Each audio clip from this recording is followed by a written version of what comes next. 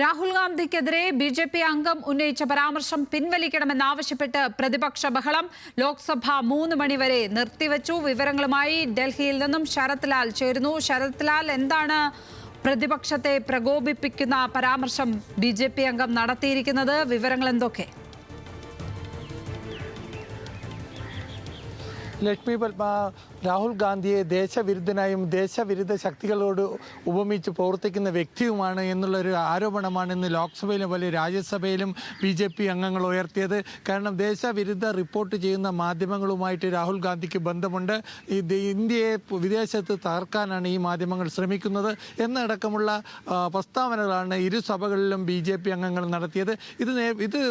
ഈ പ്രസ്താവന പിൻവലിക്കണമെന്നാവശ്യപ്പെട്ടാണ്, രേഖകളിൽ നീക്കണമെന്നാവശ്യപ്പെട്ടാണ് പ്രതിപക്ഷം ഇന്ന് നടുത്തളത്തിലിറങ്ങി പ്രതിഷേധിച്ചത്. 2 മണിക്ക് സഭ കൂടിയപ്പോൾ തന്നെ പ്രതിഷേധം തുറന്നു.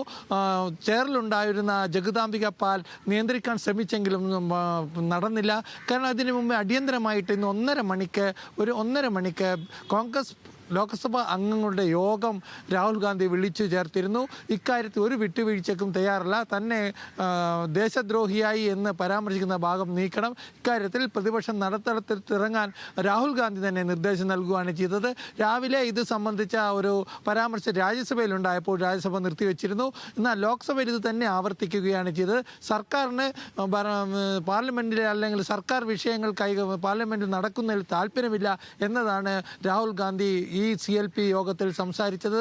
എന്നാൽ അതുകൊണ്ട് തന്നെ കോൺഗ്രസ് അംഗങ്ങൾ ഇത്തരം പരാമർശങ്ങൾ സഭയിൽ നിന്ന് നീക്കാൻ വേണ്ടി കടുത്ത സമ്മർദ്ദം ചെലുത്തണമെന്നാണ് അദ്ദേഹം ലോക്സഭ MP-മാരുടെ യോഗത്തിൽ പറഞ്ഞത്. ഇതനുസരിച്ചാണ് 2 മണിക്ക് സഭ തുടങ്ങിയപ്പോൾ തന്നെ പ്ലക്കാർഡുകളും അതേപോലെ തന്നെ നടുത്തളത്തിലേക്ക് ലോക്സഭയിൽ കോൺഗ്രസ് അംഗങ്ങളും അതേപോലെ ഇന്ത്യ സഖ്യം അംഗങ്ങളും ഇറങ്ങിയത്.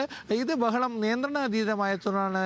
ചെയറിലുണ്ടായിരുന്ന ജഗദാംബിക പാൽ, അതായത് സ്പീക്കർ റൂളിംഗ് ലിസ്റ്റിലുള്ള സ്പീക്കർ പട്ടികയിലുള്ള ജഗദാംബിക പാൽ സഭ 3 മണിവരെ നിർത്തിവെച്ചത്.